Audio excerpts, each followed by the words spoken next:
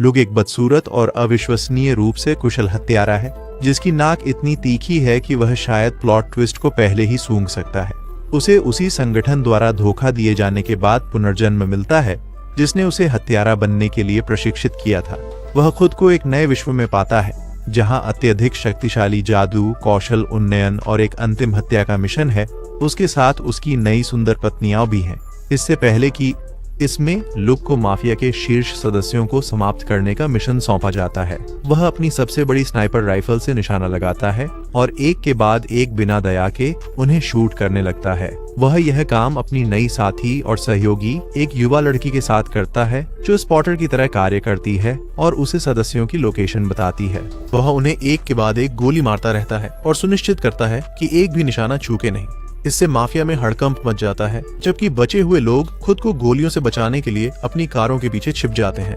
इसके बावजूद लुक नहीं रुकता, क्योंकि उसकी साथी उसे बताती है कि अन्य प्रमुख सदस्य अपनी गाड़ियों के पीछे छिपे हुए हैं। वह गाड़ियों के आर पार उन्हें गोली मारता है। इसके बाद वह उठता है और उसे बताता है कि मिशन अब खत्म हो गया है, क्योंकि उन्होंने उन महत्वपूर्ण व्यक्तियों को हटा दिया है जिनके बारे में उन्हें आदेश दिया गया था। यह सुनकर वह भ्रमित हो जाती है। इसका कारण यह है कि उसे उम्मीद थी कि वे सभी माफिया सदस्यों को खत्म कर देंगे जो उन्हें मिले। जवाब में लुक उसे बताता है कि वे केवल वही करते हैं जो उन्हें आदेश दिया जाता है और वे हीरो नहीं हैं। इसके अलावा वह खुलासा करता है कि वे केवल उन्हीं लोगों की जान ले सकते हैं जिनके बारे में उन्हें निर्देश दिया गया है और उन्हें तुरंत ही निकल जाना चाहिए। उत्सुकतावश वह उससे पूछती है कि क्या वह कोई कारण सोच सकता है कि संगठन उनसे केवल नेता को मारने के लिए क्यों कहेगा, और वह जवाब देता है कि चूंकि यह संगठन एक शीर्ष गुप्त संगठन है, वे पूरे देश को नियंत्रित करने का उद्देश्य रखते हैं। यह वह दावा करता है उन्हें माफिया से किसी रूप में जोड़ सकता है जो उन्हें नेताओं को चाहने पर मजबूर करेगा, न कि माफिया को पूरी तरह से उनके पक्ष में बदल दिया जाएगा। यह उनकी सहायता के लिए एक झटके के रूप में आया, जिसने इसके लिए इसलिए साइन अप किया था क्योंकि उसे लगा था कि वह पर सकारात्मक प्रभाव डालेंगी दुनिया। जैसे ही वे जाने को तैयार होते हैं, वह देखता है कि एक ड्रोन उनका पीछा कर रहा है और तुरंत उसे कार में बैठने का आदेश देता है। उसी क्षण वह यह नया मिशन बना लेता है कि ड्रोन से सुरक्षित रूप से भागना है, यह महसूस करते हुए कि ड्रोन उनके पीछे भेजा गया है। जब वे दूर जाते हैं, ड्रोन उनका पीछा करता रहता है। इससे लुक को यह समझ आता है कि अगर वे कार में रहते हैं तो उन्हें अपने निर्माता से मिलने भेज दिया जाएगा, जबकि लड़की को कुछ भी पता नहीं है कि क्या हो रहा है। लुक पूरी तरह से समझता है क्योंकि उनका पीछा करने वालों से बच पाना मुश्किल होगा। वह उसे निर्देश देते हैं कि वह एक बंदूक तैयार करे और ट्रिगर में एक तार जोड़े। फिर वह कार को चलती हुई सेट करता है, जबकि वे बाहर कूद जाते हैं। बाहर कूदने पर कार का पीछा सैन्य वाहनों द्वारा जारी रहता है और पहले से तार लगी बंदूक सैन्य पर गोली चलाने लगती है।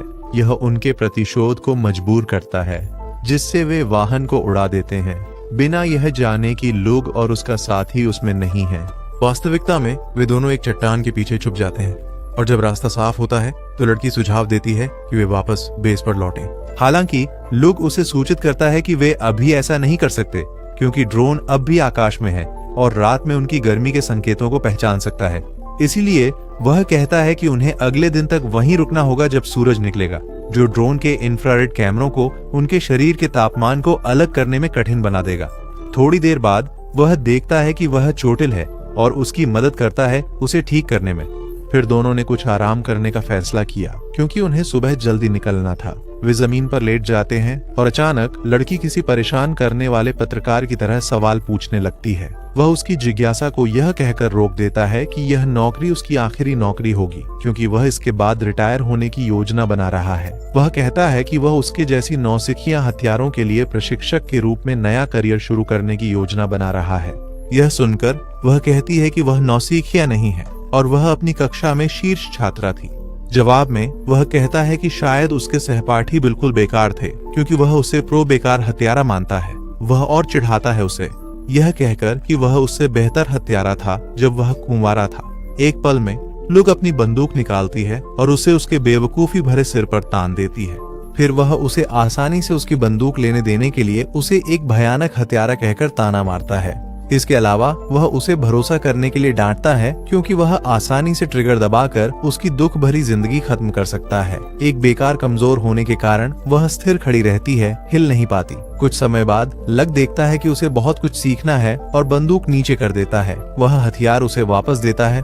इस क्षण पर वह आभार प्रकट करने का निर्णय लेती है और बंदूक उसकी ओर तान देती है। जब वह ऐसा करती है तो वह इतना आत्मविश्वासी है कि वह इसे अंजाम नहीं दे पाएगी, जबकि वह यह समझने की कोशिश करती है कि वह ऐसा क्यों सोचता है। वह उजागर करता है कि उसने उसे बिना गोलियों के ही बंदूक वापस दी थी। वह कहता है कि वह उसके जितना मूर्ख नहीं है और गोलियां निकालता है, उन्हें जमीन पर उसके IQ की तरह गिरा देता है। इससे उसे बहुत निराशा हुई। अगले दिन दोनों अपने बेस पर लौटते हैं और अपने संगठन से संपर्क करने में सफल होते हैं। उन्हें मिशन पूरा करने के लिए बधाई दी जाती है और पूछा जाता है कि क्या लुक का साथी अभी भी जीवित है। जब वह बताता है कि वह है, तो उन्हें उसके नीचे एक दराज के बारे में बताया जाता है, जहां उसे उस देश को छोड़ने के लिए हर चीज मिलेगी। जांच करते हुए वह 2 नकली पासपोर्ट और जापान वापस जाने की 2 टिकटें देखता है। बाद में दोनों हवाई अड्डे पर पहुंचते हैं और विमान में सवार होते हैं। जब लूक आराम से बैठता है और एक प्रशिक्षक के रूप में अपने नियोजित भविष्य के बारे में सोचता है, जिसमें हत्या का कोई झंझट नहीं है, तभी विमान में भारी हलचल होती है जो सभी को छोड़ देती है। एक यात्री अपने फोन की जांच करता है और पता चलता है कि उनके विमान का अपहरण कर लिया गया है। तुरंत लड़कियां लू से पूछती हैं कि क्या हो रहा है, क्योंकि वहां कोई अपहरणकर्ता नजर नहीं आ रहे। यह समझते हुए कि क्या हो रहा है, वह उसे बताता है कि यह अपहरण का मामला नहीं, बल्कि उसके संगठन द्वारा किया गया हत्या का प्रयास है। उन्हें उसे खत्म करना है, क्योंकि यही उसका रिटायरमेंट प्लान पूरी तरह से सक्रिय कर सकता है। यह सुनकर लड़की पूरी तरह से परेशान हो जाती है और अपनी आखिरी प्रार्थनाएं करने की तैयारी करती है। इस बीच लुक कॉकपिट की ओर दौड़ता है और एक बेवकूफ एयर होस्टेस उसे अंदर जाने से रोकने की कोशिश करती है, लेकिन वह उसे रास्ते से हटाता है। कॉकपिट में पहुंचने पर वह पाता है कि पायलट अपनी अंतिम यात्रा पर जा चुके हैं। तुरंत वह पायलट की भूमिका संभाल लेता है और बचा हुआ बचाने की कोशिश करता है। विमान के पास एक लड़ाकू विमान देखता है। उसी क्षण लूक महसूस करता है कि उसकी जिंदगी एक अंधे मोड़ पर आ गई है। वह संगठन द्वारा किए गए धोखे से निराश है। जब वह अपनी आंखें खोलता है तो खुद को एक अजीब आत्मा के क्षेत्र में पाता है, जहां एक आकर्षक देवी उसके सामने खड़ी है। वह उसे पहले इस बात के लिए चिढ़ाती है कि वह पृथ्वी का सबसे बेहतरीन हत्यारा है और फिर भी अपनी ही संस्था द्वारा धोखा खा गया। तभी वह उससे पूछता है कि वह कहाँ है और वहाँ क्यों है। जवाब में वह उसे बताती है कि वह उसे 2 विकल्प देने जा रही है। पहला विकल्प है कि वह पृथ्वी पर एक शिशु के रूप में पुनर्जन्म लेगा, बिना यह याद किए कि वह पहले कौन था, या वह जादू और टोना टोटके की एक वैकल्पिक दुनिया में पुनर्जन्म ले सकता है, जहां वह अपनी सभी यादें और अनुभव बनाए रखेगा और अपनी कौशल का उपयोग करके किसी की हत्या करने के मिशन पर होगा। यह सुनकर उसे याद आता है कि अगर कुछ बहुत अच्छा सच लगता है तो शायद वह सच नहीं है। यह उसे यह पूछने पर मजबूर करता है कि वह किसे हत्या करवाना चाहती है। वह उसे बताती है कि वह चाहती है कि वह इस दुनिया में जन्मे हीरो को इसे काय कर दे। जबकि उसे इस पर विचार करने का मौका मिलता है, वह उसे प्लेहाउस में बारबी की तरह कुछ चाय ऑफर करती है। इस क्षण ल्यूक पुनर्जन्म की अवधारणा को समझने या मानने में कठिनाई हो रही है। हालांकि वह बताती है कि यह उम्मीद से अधिक आम है और लगभग सभी महत्वपूर्ण आत्माओं को पुनर्जन्म का विकल्प दिया जाता है। फिर भी वे अपनी पिछली जिंदगियों से कुछ भी याद नहीं रख पाते। इस बिंदु पर वह निष्कर्ष निकालता है कि उसने पृथ्वी से काफी भोग लिया है और वह इस नए संसार में एक नया जीवन शुरू करना चाहेगा, बशर्ते कि वह अपनी यादें और कौशल संरक्षित कर सके। जाहिर है वह हमेशा खुद को संगठन के एक भावनाहीन उपकरण के रूप में देखता था, लेकिन जब वह मरने वाला था तब उसने अत्यंत दुखी और निराश महसूस किया। इसके अलावा वह महसूस करता था कि उसका उपयोग किया गया और उसे धोखा दिया गया और उसके पास कभी अपनी खुद की जिंदगी नहीं थी। हालांकि वह उसे सूचित करती है कि उसे परवाह नहीं है कि वह अपनी नई जिंदगी के साथ क्या करता है, बस जब वह 18 का हो जाए तो उसे नायक को मारना होगा। उसी समय वह उसके बेवकूफ सिर को छूती है और नए संसार की सारी जानकारी, भाषा से लेकर संस्कृति तक, उसमें स्थानांतरित कर देती है, जिससे वह इस दुनिया में बिना किसी समस्या के अपना रास्ता खोज सके। इस दुनिया के तरीके समझने के बाद वह महिलाओं के तरीके समझने की कोशिश करता है। वह देवी से पूछता है कि वह ऐसे नायक को मारना क्यों चाहती है और वह उत्तर देती है कि नायक राक्षस को हरा देगा, जिसके बाद वह बदल जाएगा क्योंकि शक्ति उसके सिर में चली जाएगी। जिससे वह दुनिया पर कब्जा कर लेगा और उसे नष्ट कर देगा। ये सुनकर लूग इसे एक योग्य पृष्ठभूमि मानता है। वह देवी से पूछता है कि क्या वह कभी भी नायक को मार सकता है, लेकिन वह मना कर देती है। वह उसे बताती है कि नायक ही एकमात्र व्यक्ति है जो दानव स्वामी को हरा सकता है, और उसे आग्रह करती है कि वह जब तक नायक सफलतापूर्वक ऐसा नहीं कर लेता तब तक उसे न मारे। तुरंत वह अपने कार्यभार को समझ लेता है और सहमति देता है।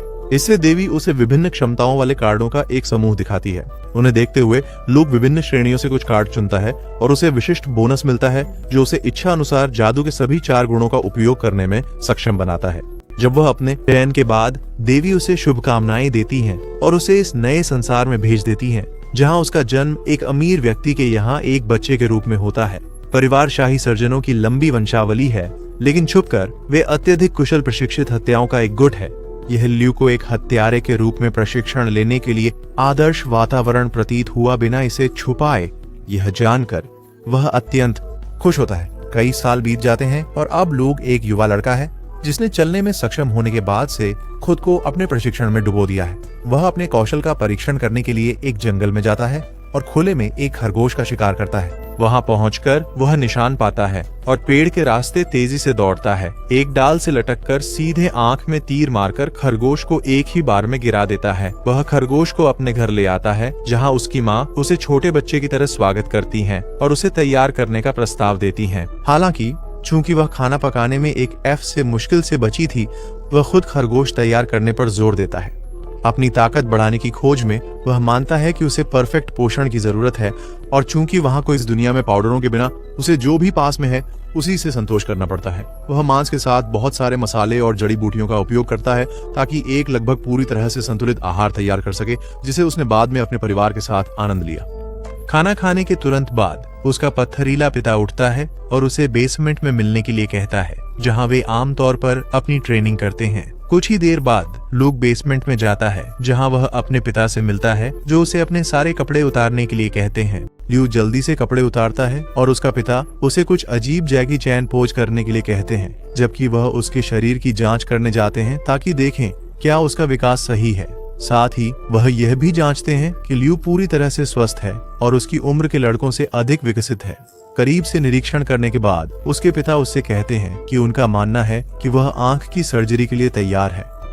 यह उनके परिवार के बाहर किसी को पता नहीं है। उनके पास एक अनोखी सर्जिकल तकनीक है जिसका उपयोग वे अपनी आंखों को विशेष बनाने के लिए करते हैं, और इसे केवल पिता द्वारा पुत्र पर किया जा सकता है। आमतौर पर सर्जरी तब की जाती है जब पुत्र की आयु अधिक होती है।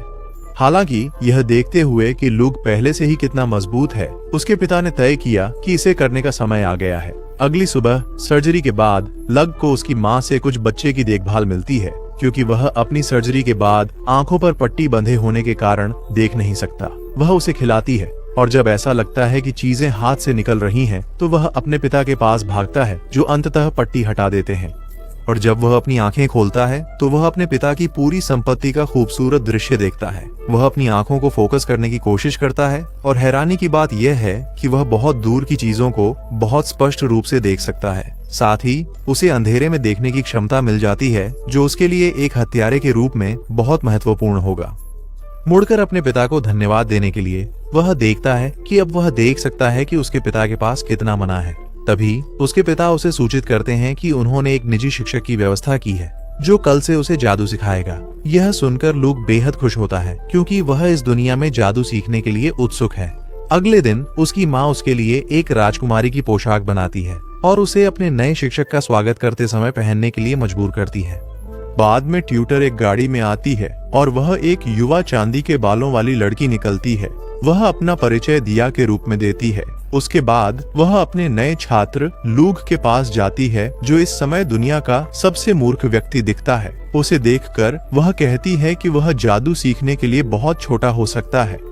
इसके जवाब में लूग उससे कहता है कि वह उससे बमुश्किल बड़ी है, जिससे वो नाराज हो जाती है। अपनी ताकत दिखाने के लिए वह उसे विस्फोट का जादू दिखाती है, जिससे वह रोमांचित हो जाता है। फिर वह उसे बताती है कि भले ही वह छोटी दिखती हो, लेकिन वह पूरे साम्राज्य की शीर्ष 4 सबसे शक्तिशाली जादूगरों में से एक है, और वह दिन रात उसे प्रशिक्षित करेगी ताकि वह कम से कम 5वां सबसे शक्तिशाली जादूगर बन सके। अगले दिन लूक का प्रशिक्षण शुरू होता है और दोनों बगीचे में आधिकारिक तौर पर एक दूसरे से परिचित होते हैं। वहाँ दिया लूक से कहती है कि वह इतना औपचारिक न हो क्योंकि वह उससे केवल 3 साल बड़ी है, लेकिन वह इस बात पर जोर देता है कि वह अभी भी उसकी शिक्षक है और हर तरह का सम्मान पाने की हकदार है। जवाब में दिया उसे एक सुंदर क्रिस्टल बॉल देती है जिसे वह फॉर स्टोन कहता है। वह बताती है कि यह पत्थर कुछ लोगों के पास स्वाभाविक रूप से कितनी मना होती है उसे मापने के लिए उपयोगी है। आपके पास जितनी अधिक मना होगी आप उतना ही जटिल और विनाशकारी जादू कर सकते हैं। तभी वह उसे पत्थर में अपनी सारी मना डालने के लिए कहती है। पता चलता है कि लूक के पास विशाल और पूर्ण गोल है क्योंकि वह पत्थर में डालते रहता है, जिससे दिया फंस जाती है और अधिक मांगने लगती है। जब वह उसमें और अधिक मना डालते रहता है तो पत्थर अस्थिर हो जाते हैं क्योंकि वे इतनी मना नहीं सह सकते। इस बिंदु पर दिया डर जाती है और उसे पत्थर को जितना दूर फेंक सके फेंकने के लिए चिल्लाती है। तो लूक तुरंत अपनी ताकत बढ़ाता है और पत्थर को हवा में फेंक देता है, जिससे जोरदार धमाका होता है। इसे सुनकर लूक के माता पिता बाहर दौड़ते हैं और पूछते हैं कि वे सब सही हैं। दिया जो देखा उससे पूरी तरह हिल गई है। वह सोचती है कि माता पिता इस वजह से नाराज होंगे और बिना समय गंवाए उन्हें बताती है कि यह उसकी गलती थी कि उसने यह नहीं जाना कि लूका कितना मना था। लेकिन उसके माता पिता जरा भी नाराज नहीं होते और अपने बेटे की क्षमता पर खुश होते हैं। वे दिया को धन्यवाद देते हैं कि उसने उन्हें यह महसूस कराया कि उनका बेटा कितना शक्तिशाली है और उन्हें प्रशिक्षण जारी रखने के लिए छोड़ देते हैं। दूसरी तरफ लूक इन दूर के पत्थरों के प्रति आसक्त है। उसे लगता है कि ये उनकी विस्फोटक प्रवृत्ति के कारण हीरो के खिलाफ एक महत्वपूर्ण हथियार हो सकते हैं। इससे वह दिया से इन पत्थरों के बारे में और उन्हें कहां से प्राप्त किया जा सकता है पूछता है। हालांकि दिया उसे बताती है कि ये पत्थर वह चीज नहीं है जिसे आप बस दुकान से खरीद सकते हैं और ये उनके राज्य के बेशकीमती गहने हैं जिससे इनके व्यापार पर कड़ा नियंत्रण होता है। उस रात दिया लूक के कमरे में चुपके से घुसती है और उनके साथ सो जाती है, यह दावा करते हुए कि वह अब उनके छोटे भाई हैं। उम्मीद है वह बिस्तर के नीचे फंसी नहीं होगी। अगले दिन वे नदी किनारे जाते हैं और वह उसे एक और दूर पत्थर देती है। इस बार वह उसे केवल थोड़ा सा मना डालने के लिए कहती है क्योंकि वह उसकी विशेषताओं की जांच करना चाहती है। पहले वह अग्नि विशेषता की जांच करती है और यह देखकर खुश होती है कि उसके पास यह है। वह पानी की विशेषताओं की भी जांच करती है, यह दावा करते हुए कि किसी के पास 2 विशेषताएं होना बहुत दुर्लभ है और वह उनमें से कुछ हैं जिनके पास यह है। उसकी सबसे बड़ी हैरानी यह होती है कि उसके पास भी 2 विशेषताएं हैं और यह उसे बहुत खुश कर देता है क्योंकि अब वह उसे सभी जादू सिखा सकती है जो वह जानती है। सिर्फ जिज्ञासा से लूक उससे पूछता है कि क्या उसके पास कोई और गुण है, लेकिन वह मुस्कुराती है और उसे बताती है कि किसी के पास 3 गुण होना असंभव है क्योंकि इतिहास में कभी किसी के पास ऐसा नहीं रहा है। हैरानी की बात है जब उसे पता चलता है कि उसके पास हवा की विशेषता भी है तो वह चुप हो जाती है। जिज्ञासा से वह दोबारा जांचती है और एहसास होता है कि इस शक्तिशाली इंसान के पास सभी 4 विशेषताएं हैं जो पूरी तरह से अनसुना है। वह खुद को फिर से संभालती है और इस तथ्य को सोचती है कि यह कोई ऐसा व्यक्ति नहीं है जिससे मुकाबला किया जा सके। उसके बाद वह उसके पास बैठती है और उसकी जन्मजात जादुई शक्तियों को जागृत करके उसकी जादुई कौमार्य लेने की कोशिश करती है। अचानक लू अब जादू मंत्रों का उपयोग करके कई प्रकार की चीजें कर सकता है। दिया उसे सूचित करती है कि जितने अधिक मंत्र वह उपयोग करेगा उतने अधिक मंत्र वह सीख सकेगा। हालांकि इन मंत्रों के बारे में सोचना उसे कठिन लगता है, इसीलिए दिया पहल करती है और उसे सबसे मूल धरती के मंत्रों में से एक कैसे कहना है यह दिखाती है, जो तांबे का निर्माण करता है। वह इसे बिना कठिनाई के करती है और लूक उसके कहे को दोहराने की कोशिश करता है। इस दुनिया में एक विदेशी शरीर होने के नाते उसका उच्चारण गलत है, इसीलिए वह तांबे का एक ब्लॉक बना देता है जिससे गंभीर स्वास्थ्य समस्याएं होती हैं। उस रात बाद में वह सब कुछ लिख लेता है जो उसने सीखा और दिया फिर से उसके कमरे में आती है उसके बगल में सोने के लिए। अगले दिन कई बार अभ्यास करने के बाद वह अंततः एक स्वस्थ तांबे का टुकड़ा तैयार करने में सक्षम हो जाता है। यह देखकर दिया बहुत खुश होती है कि वह बहुत तेजी से प्रगति कर रहा है। वह उससे पूछता है कि क्या वह उसके लिए कुछ जादू लिख सकती है जो उसने सीखा है, क्योंकि वह सीधे उन्हें आजमाना चाहता है। वह उसके लिए एक जादू लिखती है और वह इसका जाप करता है। उसकी आश्चर्य की बात यह है कि वह तुरंत लोहे का एक टुकड़ा बना पाता है।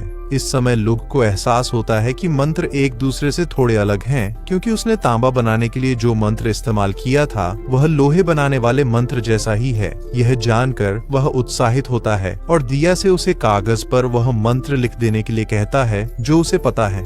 शुरू में वह संकोच करती है क्योंकि इसमें काफी समय लगेगा, लेकिन फिर वह मान जाती है और लिखना शुरू करती है। जादू की मंत्र पढ़ने के बाद उसे एहसास होता है कि हर धातु के लिए जो चीज बदल रही है वह उसका परमाणु वजन है। वह इसे दिया को समझाने की कोशिश करता है, लेकिन उसकी मूर्खता के कारण उसे समझना मुश्किल होता है। तो वह आगे बढ़ता है और उसे उसके लिए एक जादू लिखने के लिए कहता है। हालांकि वह लोहे के लिए वही जादू लिखती है, वह इसे सोने के परमाणु भार से बदल देता है। फिर वह दिया को इसे पढ़ने के लिए कहता है। वह ऐसा करने की कोशिश करती है, लेकिन अचानक गंभीर सिर दर्द के साथ जमीन पर गिर जाती है। उसे समझ आता है कि हर कोई यह जादू नहीं कर सकता, इसलिए वह कागज लेता है और इसे खुद लिखकर पढ़ता है। यह एक चमकदार सोने की बार बनाता है, जिससे दिया पूरी तरह से चकित हो जाती है। वह अपने कौशल का उपयोग करके जादू में कुछ बदलाव करता है और अचानक दिया भी सोना बना सकती है। 2 एलॉन मस्क वॉनबीज बेहद खुश हैं। कई दिनों के बाद लोग इन धातुओं से जटिल सामग्री बना पाता है। वे नदी किनारे जाते हैं और वह अपने जादू से एक राइफल बनाता है और उसमें से जादुई गोलियां दागने के लिए एक मंत्र का उपयोग करता है। दिया भी इसे दोहराने में सक्षम होती है, जिससे उसे खुशी होती है क्योंकि अब वह इस राइफल का उपयोग नायक के खिलाफ कर सकता है। हालांकि इसमें किसी के लिए पर्याप्त मारक क्षमता नहीं है। मजबूत बनाने के लिए वह एक विशाल तोप बनाता है। हमारी जानी पहचानी तोप नहीं, बल्कि एक सचमुच की विशाल तोप। फिर वह दिया से कहता है कि अपने कान बंद कर ले, इससे पहले कि वह उनके सामने के द्वीप पर गोली चलाकर उसे पूरी तरह नष्ट कर दे। इस तोप की मारक क्षमता से प्रसन्न होकर लूग उसकी ओर मुड़ता है और देखता है कि तोप की नली फट गई है, जो उसे इसके लिए एक अधिक शक्तिशाली धातु खोजने का निर्णय लेने पर मजबूर करता है। वह दिया से पूछता है कि क्या वह इसे आजमाना चाहती है, लेकिन वह मना कर देती है। उसे बताती है कि वह फिलहाल अपनी राइफल का इस्तेमाल करके ही खुश है। उस रात जब वे एक दूसरे के बगल में लेटे होते हैं, दिया काफी भावुक लगती है क्योंकि यह उनके साथ जादू की शिक्षक के रूप में उनका अंतिम दिन है। उसे अगले दिन अपने राज्य वापस जाना होगा। दिन कठोर व्यक्ति होने के नाते लोग अपनी भावनाओं को नहीं दिखाता। इसके बजाय वह अपने जादुई कौशल का उपयोग करके एक बहुत ही शक्तिशाली धातु से एक खंजर बनाता है, शायद वैकंडन वाइब्रेनियम से, जिसे इस दुनिया में कभी नहीं देखा गया।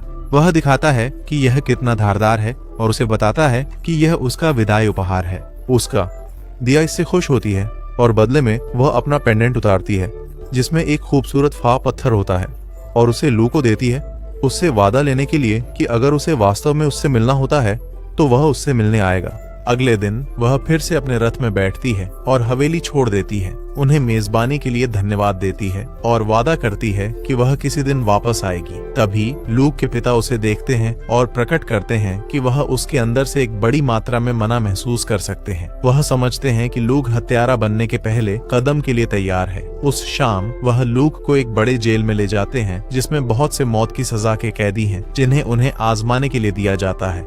नए दवाओं को आजमाना और हत्या करने का अभ्यास करना। लूक अपने पिता से पूछता है कि उन्होंने उसे इंसानी भावनाओं के साथ क्यों पाला, क्योंकि यह अन्य इंसानों को मारने की उसकी क्षमता में बाधा डालेगा। हालांकि उसके पिता उसे आश्वस्त करते हैं कि वह नहीं चाहते कि लूक हत्या का एक उपकरण बने और चाहते हैं कि उसके पास इससे बाहर एक जीवन हो, जहां वह एक सामान्य व्यक्ति की तरह रह सके, न कि एक हत्या करने वाली मशीन की तरह। थोड़ी देर बाद वे एक कोठरी में पहुंचते हैं, जहां उसके पिता उसे एक 19 वर्षीय लड़की दिखाते हैं जो कुर्सी से बंधी हुई है और उसका मुंह बंद है। वह मुंह से कपड़ा हटाते हैं और वह लड़की अपनी जान की भीख मांगने लगती है। उनसे उसे छोड़ देने के लिए कहती है। उसके पिता उसे बताते हैं कि उसने एक बुजुर्ग दंपति के घर में घुसपैठ की थी और जब वे वापस लौटने पर उसने उन्हें मार डाला और उनका घर जला दिया। वह उससे कहती है कि वह सिर्फ खाना ढूंढना चाहती थी और दंपति की मौत एक ईमानदार गलती थी, इसी वजह से उसने घर जला दिया, क्योंकि वह बहुत डर गई थी। वह उससे अपनी जान बख्शने की भीख मांगती है, लेकिन बिना किसी झिझक के ल्यूक उसके एक हाथ को काट देता है। उसे आश्चर्यचकित कर देता है और वह चिल्लाना और उन्हें गालियां देना शुरू कर देती है। लूक के पिता पर चिल्लाते हुए कहती है कि उन्होंने उसे आश्वासन दिया था कि अगर वह लूक से जीवन की भीख मांगेगी तो वह उसे छोड़ सकता है। हालांकि लूक जानता है कि उसके जैसे लोग कैसे होते हैं और वह अपनी छुरी उसके गले में मारकर उसकी तीखी जीभ को हमेशा के लिए बंद कर देता है। कुछ साल बीत चुके हैं और अब लू 10 साल का हो गया है। एक दिन वह और उसका परिवार बाजार से गुजरते हैं, जहां हर कोई अपनी उपज बेचने में व्यस्त लगता है क्योंकि सर्दी जल्द ही आ रही है। जबकि पुरुषों की बातचीत में उसकी माँ कुछ महिला विक्रेताओं से दोस्ती कर लेती है। दूसरी ओर लू किसी ऐसे व्यक्ति की खोज करने की कोशिश करता है जिसमें कुछ मना हो, लेकिन उसे यह काम भूसे के ढेर में सुई ढूंढने से कठिन लगता है।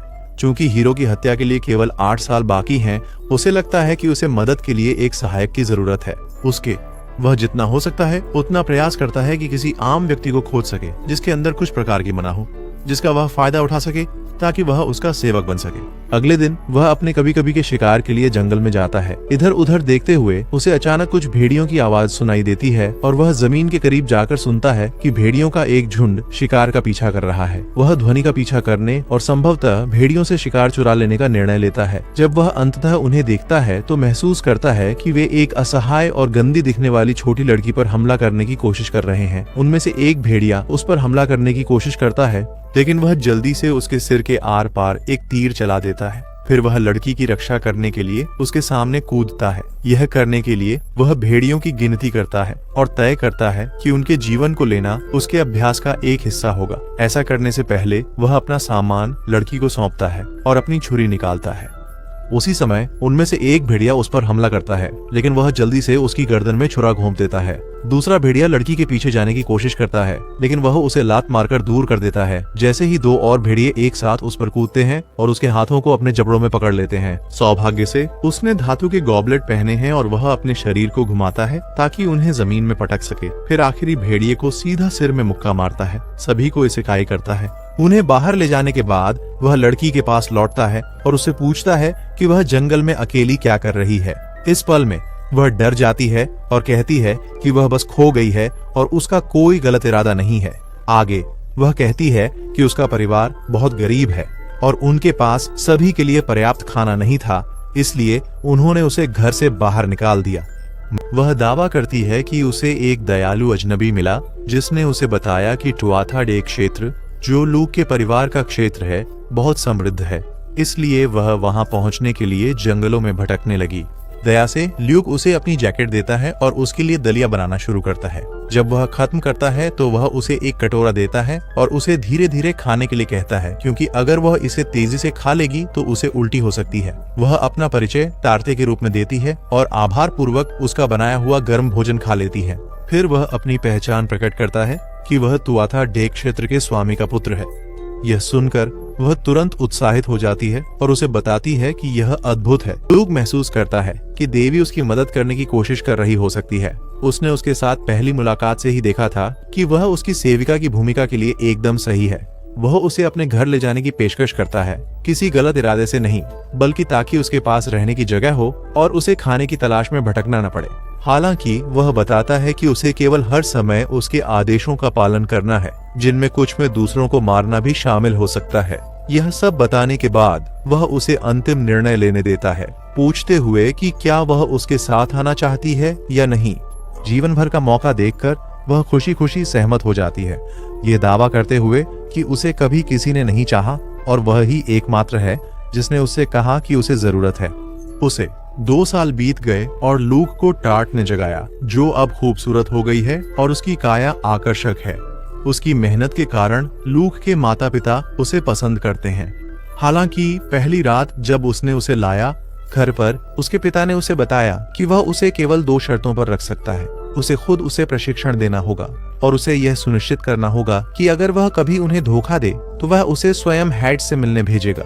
इसे याद करने के बाद वह उससे कहता है कि नियमित चेकअप के लिए उसे तहखाने में मिले, वही चेकअप जो उसके पिता उस पर तब परीक्षण किया गया जब वह प्रशिक्षण ले रहा था। उसे स्ट्रिप्टीज करने का आदेश देने के बाद वह उसके शरीर की जांच करता है ताकि यह सुनिश्चित किया जा सके कि उसने शारीरिक रूप से सुधार किया है। यह खुलासा करने के बाद कि वह उसकी प्रगति से खुश है, वह पलटकर जाने लगता है। उसी क्षण वह उसे चाकू से हमला करने की कोशिश करती है, लेकिन वह उसे आसानी से काबू कर लेता है। पता चलता है कि वह कठोर और तेज औजारों को संभालने में वास्तव में अच्छी है। मेरा मतलब चाकुओं से था। साथ ही एक हथियार जिसमें वह बेहद निपुण है, वह है भाला।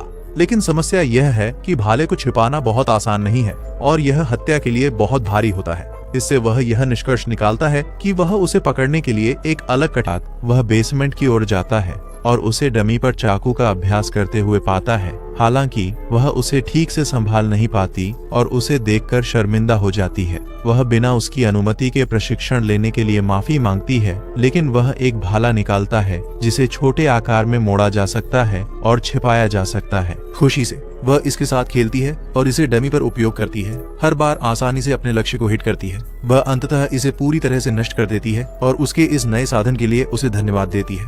फिर वे दोनों रात के लिए बिस्तर पर जाते हैं। अगले दिन लूक बाजार जाता है और लोगों द्वारा बहुत पसंद किया जाता है क्योंकि वे सभी उसे इतने सारे उपहार देना चाहते हैं कि जब तक वह वापस लौटता है उसका पूरा गाड़ी फलों और सब्जियों से भर जाता है जो स्थानीय किसान लेकर आते हैं। वह अपने स्थान पर लौटता है और अपने फॉल स्टोन्स के भंडार की जांच करता है और वह यह पता लगाने में सफल होता है कि इसे खुद कैसे तैयार किया जाए, यहाँ तक कि जब डायरे उसे बताने से इनकार कर देता है। उन्हें मना से भरकर वह उन्हें एक बैग में डालता है ताकि हीरो के खिलाफ हैंड ग्रेनेड के रूप में इस्तेमाल कर सके। अचानक टार्ट उसे सूचित करती है कि उसके पिता उसे बुला रहे हैं और उन्होंने कहा है कि वह प्रशिक्षण कमरे में आ जाए। जब वह वहां पहुंचता है उसके पिता उससे टार्ट की क्षमताओं के बारे में पूछते हैं और वह जवाब देता है कि उसने उसे ऐसे स्तर तक प्रशिक्षित किया है जहां वह टुआथा डी परिवार के विस्तारित सदस्यों के समान ही मजबूत है। फिर वह लूक से पूछते हैं कि क्या वे उस पर भरोसा कर सकते हैं क्योंकि उन्हें संदेह है कि टार्टे को जासूसी संगठन ने उनके परिवार के रहस्य चुराने के लिए भेजा हो सकता है। लूक हालांकि जवाब देते हैं कि उन्होंने पिछले कुछ वर्षों से उस पर नजर रखी है और उसके शरीर की हरकतों का निरीक्षण किया है, जिससे उन्हें यकीन हो गया है कि वह जासूस नहीं है। वह अपने पिता को यह आश्वासन देते हैं कि अगर वह जासूस होती तो वह उसे मार डालते। तभी उसके पिता जवाब देते हैं कि उन्हें भी लगता है कि वह जासूस नहीं है और यह सब भगवान की कृपा है कि सब कुछ इस तरह से हुआ। फिर वह बताता है कि लूक काफी मजबूत और बड़ा हो गया है कि वह हत्यारे बनने के लिए अपनी अंतिम परीक्षाएं दे सके। वह लूक से पूछता है कि क्या वह इसके लिए तैयार है और वह जवाब देता है कि वह तैयार है। इसलिए उसके पिता उसे बाहर आने के लिए कहते हैं क्योंकि उसका पहला परीक्षण उसके साथ एक एक मुकाबला करना। तैयार होकर बाहर निकलता है। फिर दोनों जंगल में प्रवेश करते हैं शुरू करने के लिए। इस समय ल्यूक को लगता है कि उसके पास बढ़त है क्योंकि वह सिर्फ अपनी वर्तमान जिंदगी से हत्या के बारे में नहीं जानता है बल्कि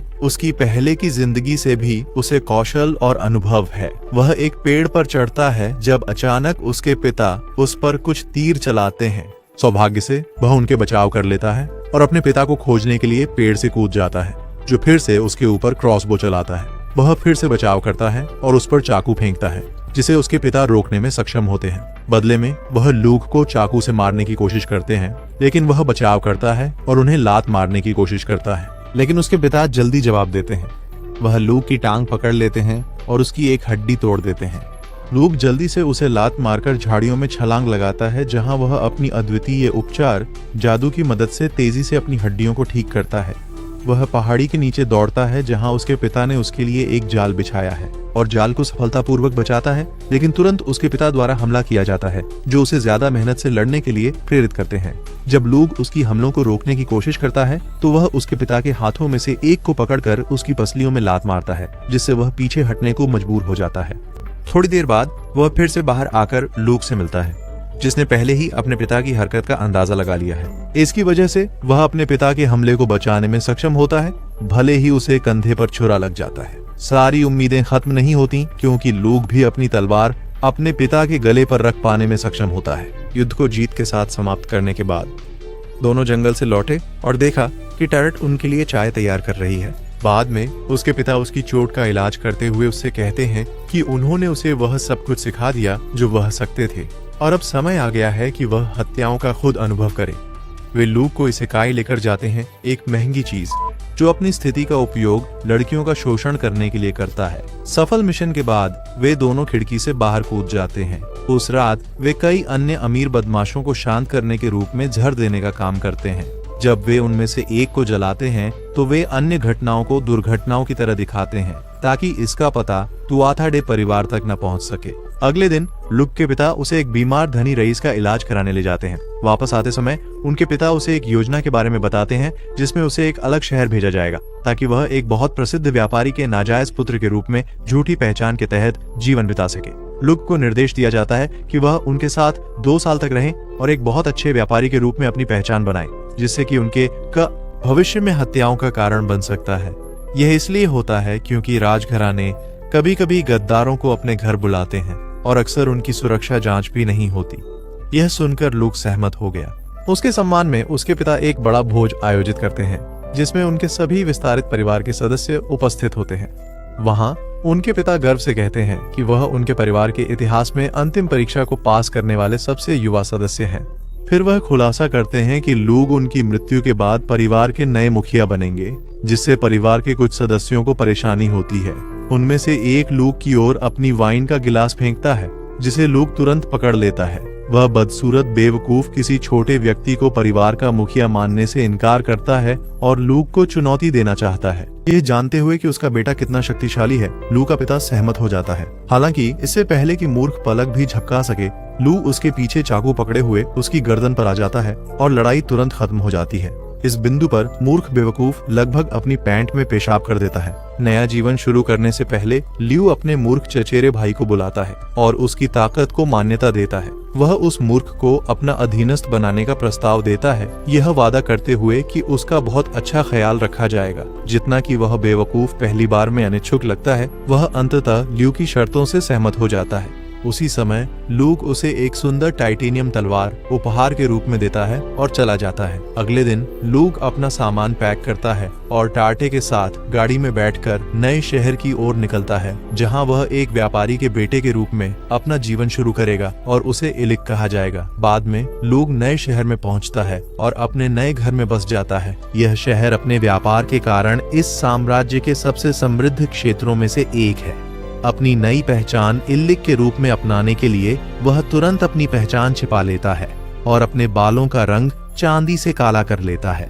वह चश्मा भी पहन लेता है, जो उसे एक पूरी तरह से अलग पहचान अपनाने में मदद करता है। एक दिन उसे इस क्षेत्र के एक अनाथालय के बारे में सूचना मिलती है, जो अमीर रईसों को छोटी लड़कियों की दलाली करता है, और उसे पता चलता है कि उनके पास एक साधारण लड़की भी है जो जादू कर सकती है। यही बात उसे अनाथालय जाने के लिए मजबूर करती है। जब वह वहां पहुंचता है तो वह एक सुंदर नीले बालों वाली लड़की से मिलता है, जो हाथ में दरांती लेकर रो रही है क्योंकि वह अपना चेहरा विकृत करने वाली है। ऐसा इसलिए है क्योंकि उसे लगा कि अगर उसका चेहरा भदेस होगा तो लोग उसे नहीं खरीदेंगे और उसका दुरुपयोग नहीं करेंगे। उसे इस हालत में देखकर लियू उसका हाथ पकड़ता है और उसे रुकने के लिए कहता है। बहुत ही दयालुता से वह उसे बताता है कि उसे अधिक मुस्कुराना चाहिए क्योंकि वह मुस्कान के साथ सुंदर दिखती है। थोड़ी देर बाद वह मालिक से मिलता है। अनाथालय एक बदसूरत मोटा व्यक्ति जो उसे कुछ लड़कियां दिखाता है। उन्हें करीब से देखकर वह महसूस करता है कि नीले बालों वाली लड़की ही एकमात्र है जिसके पास मना है, और वह मालिक से कहता है कि वह उसे खरीदेगा। मालिक उसे बताता है कि उसका नाम महा है और वह एक खास लड़की है, इसलिए वह सामान्य कीमत का 3 गुना चार्ज करेगा। लेकिन पैसा लूह के लिए कोई समस्या नहीं है। पैसे देने के बाद मालिक उसे सूचित करता है कि उसे तैयार और साफ करने की जरूरत है, इसलिए लूक को 3 दिन बाद वापस आना चाहिए। यह सब इसलिए था ताकि उसे उसके साथ काम करने का मौका मिल सके। इस समय माहा डरी हुई दिखती है, लेकिन कुछ कहने में असमर्थ है क्योंकि इसका मतलब होगा उसके और अन्य लड़कियों के लिए नुकसान। लूक के जाने से पहले वह मांस के विशाल ढेर से कहता है कि वह माहा को न छुए क्योंकि अब वह उसके परिवार का सदस्य है।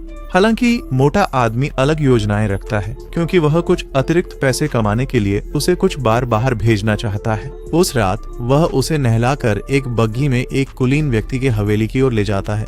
रास्ते में महा को याद आता है कि जब वह पहली बार मिली थी तो लूक उसके प्रति कितना अच्छा था, और वह ठान लेती है कि वह खुद को एक कुंवारी के रूप में उसके सामने पेश करेगी। मौका पाकर वह बग्घी से भाग जाती है और अंदर की ओर दौड़ पड़ती है। हालांकि मोटे के अधीन एक गार्ड के पास भी मना है। वह उसे पकड़ लेता है और पीछे से पकड़ लेता है।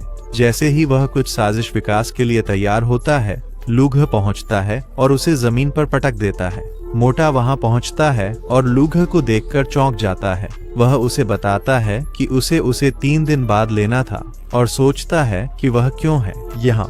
लेकिन ल्यूक ने उससे कहा कि उसने महसूस किया कि वह कमीना धरती पर चलने वाला सबसे मोटा और सबसे बदसूरत ढेर है। गुस्से में मोटा अपने अधीनस्थ को लूक पर हमला करने का आदेश देता है और वह भ्रमित मनोविकृति उसके पास दौड़ता है, उसे घूंसा मारने की कोशिश करता है। हालांकि लूक उसके हमले से तेजी से बच जाता है और उस बदमाश का हाथ तोड़ देता है। फिर मोटा आदमी पीछे से हमला करने की कोशिश करता है, लेकिन लूक फिर से बच जाता है और उसकी गर्दन पर छुरी रख देता है। फिर वह महा से पूछता है कि क्या हो रहा है और वह उसे बताती है कि वह और अन्य लड़कियां अनाथ थीं जो झुग्गियों में एक साथ रहती थीं।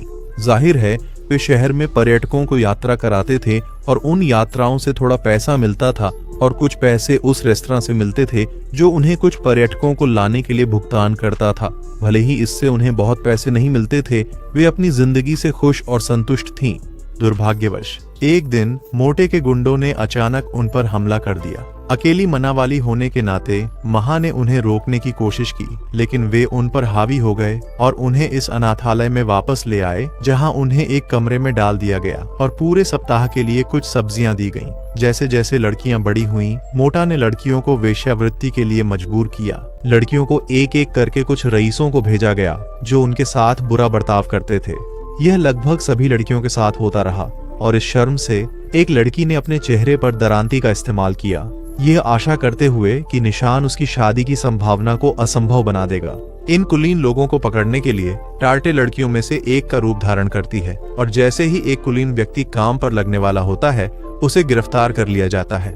अनाथालय में लूक डरी हुई लड़की के चेहरे को ठीक करता है और महा को अपने साथ एक नई जिंदगी शुरू करने के लिए ले जाता है। महीने बीत चुके थे जब से लूक ने महा को अपनी सुरक्षा में लिया था और वह अपने नए व्यापारी परिवार के लिए अद्भुत काम कर रहा था। लॉर्ड बेलौर, लूक के नए पिता, उसे बताते हैं कि उन्होंने सभी का ध्यान रखा है।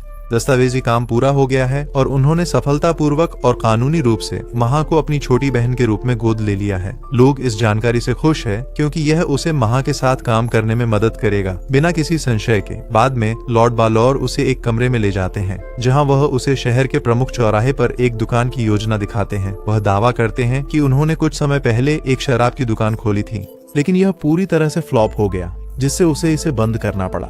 वह इसे ल्यूक को सौंपना चाहता है क्योंकि उसे विश्वास है कि ल्यूक ही इसमें नई जान डाल सकता है। ल्यूक हिचकिचाता है लेकिन फिर भी सहमत हो जाता है और अपने स्थान पर लौट आता है जहां टार्टे और महा ने उसके लिए शानदार रात का खाना तैयार किया है। तीनों साथ में रात का भोजन करते हैं इससे पहले कि वह उन्हें अपनी योजनाओं के बारे में बताता है। वह उन्हें सूचित करता है कि उससे एक दुकान का नियंत्रण लेने के लिए कहा गया है और उसे नायक को मारने के अपने उद्देश्य को और अधिक कुशलता से पूरा करने के लिए इसका उपयोग करना होगा। वह आगे बताते हैं कि दुकान का पहला लक्ष्य जितना संभव हो उतना पैसा कमाना होगा ताकि दुकान जल्द बंद न हो। दूसरा उद्देश्य कुछ ऐसा बेचना होगा जो रईसों को आकर्षित करे ताकि वे उनके करीब आ सकें। दो लड़कियां उससे पूछती हैं कि क्या उसके दिमाग में कुछ है और वह उन्हें अपने सौंदर्य प्रसाधन और मिठाइयां बेचने की योजना के बारे में बताते हैं। वह मानता है कि यह विशेष रूप से रईस महिलाओं को लक्षित करेगा। हालांकि महा जानना चाहती हैं कि वह कॉस्मेटिक बाजार में कैसे प्रवेश करने का इरादा रखते हैं क्योंकि यह पहले से ही भरा हुआ है। इसी क्षण लूक को एहसास होता है कि यह एक समस्या हो सकती है, लेकिन वह उससे कहता है कि उसके पास एक योजना है जिसे वह जल्द ही उनके सामने प्रकट करेगा। अगले दिन ल्यू अपनी योजना लॉर्ड बालोर और उनकी पत्नी के साथ साझा करने के लिए तैयार है, जो ल्यू से नफरत करती दिखाई देती है क्योंकि वह मानती है कि वह उनके पति का नाजायज बेटा है। वह किसी अजीब कारण से अपना चेहरा ढकती है जिसके बारे में हमें शायद पता चलेगा। तभी लव उन्हें अपने उस योजना के बारे में बताते हैं जो वर्तमान सौंदर्य प्रसाधनों के साथ प्रतिस्पर्धा नहीं करेगी बल्कि उस समय इस्तेमाल हो रहे सौंदर्य प्रसाधनों को पूरक करेगी। वह उन्हें बताता है कि मेकअप को लगाना कितना झंझट भरा है और दिन के अंत में इसे हटाते समय आपकी त्वचा बेहद शुष्क हो जाती है।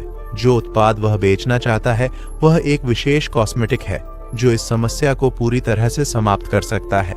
यह उत्पाद एक मॉइस्चराइजर है जो इस दुनिया में अभी तक आविष्कार नहीं हुआ है।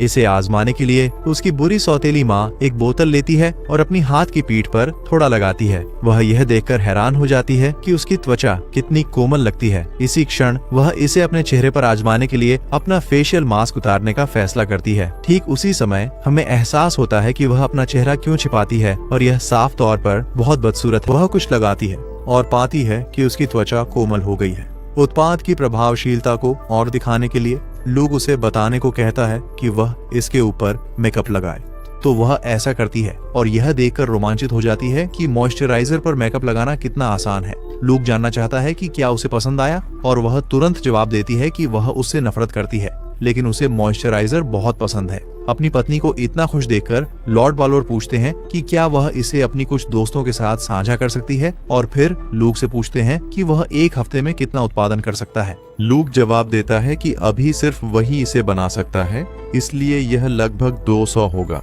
बोतलें।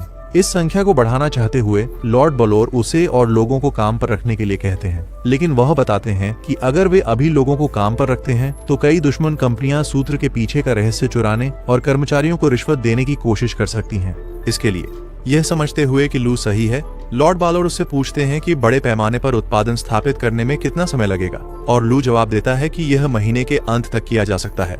हालांकि वह लॉर्ड बालोर को बताते हैं कि इस सौंदर्य प्रसाधन के लिए एक विशेष घटक की आवश्यकता होती है जो केवल तुआथा डी क्षेत्र में ही उत्पन्न किया जा सकता है।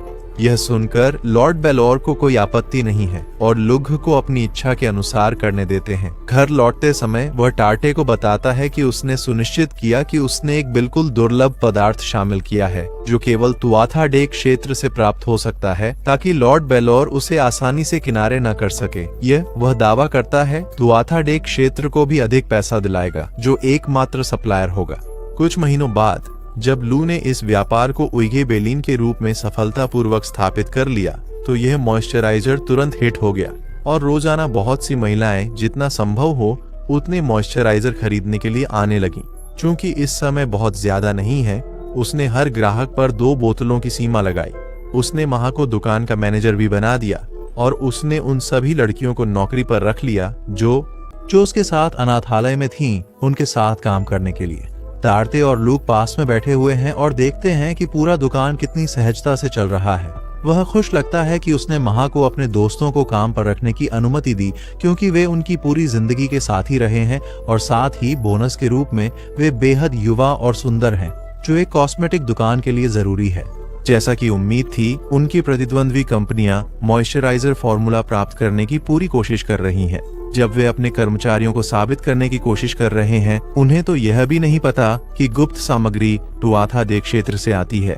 लूक यह सुनकर खुश है और टार्टे से सुरक्षा बनाए रखने के लिए कहता है, क्योंकि वे इतने जल्दी अन्य लोगों को फॉर्मूला के बारे में जानने का जोखिम नहीं उठा सकते। उस रात जब वह सोने की कोशिश कर रहा होता है, उसे एहसास होता है कि कोई उसके घर में घुस आया है और छत के माध्यम से उसे यह भी पता चलता है कि यह अवश्य एक बहुत उच्च स्तरीय जासूस होगा, क्योंकि वह अपनी उपस्थिति को छुपाने में सक्षम था जब तक वह वास्तव में करीब नहीं आ गया। जैसे ही वह उठकर उस कमीने को 1000 तरीकों से मरने का सबक सिखाने के लिए तैयार होता है, टार्ट शयन कक्ष का दरवाजा खोलकर अपने भाले का उपयोग करके उसे छेद देती है।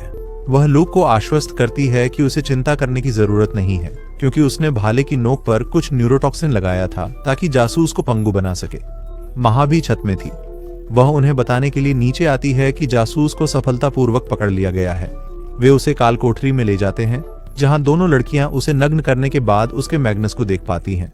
फिर वे उसे यातना देना शुरू करते हैं ताकि यह पता चल सके कि किसने उसे भेजा। बदले में वह अपनी जान बचा सके। हालांकि उन्होंने उसे कभी जाने देने का इरादा नहीं किया। अगले दिन लूक पास के राज्य के लिए रवाना होने की तैयारी करता है, जहां दिया है। उसने वादा किया था कि वह हर महीने उससे मिलेगा।